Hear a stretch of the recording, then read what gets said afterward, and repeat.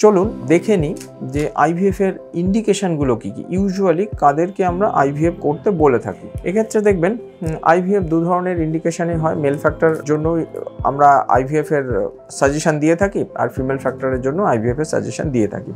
Mail factor usually এক্ষেত্রে সংখ্যা যদি সিগনিফিকেন্টলি কম থাকে, মোটিলিটি যদি সিগনিফিকেন্টলি কম থাকে, বা মরফোলজিক্যাল অ্যাবনর্মালিটি থাকে, বা কম্বিনেশন অফ প্রবলেম যদি থাকে, তখন আমরা আইভিএফ বা ইক্সির মাধ্যমে আমরা প্রেগনেন্সির কথা বলে থাকি। ফিমেলদের ক্ষেত্রে যদি দুদিকেরই ডিম্বনালী বন্ধ থাকে, বা polycystic ovarian disease, endometriosis, unexplained infertility, বা ইমিউনোলজিক্যাল কোনো ইস্যুস যদি থাকে, তাহলে সেই ধরনের ইন্ডিকেশনের জন্য তাদের আইভিএফ এর কথা বলা হয়ে থাকে।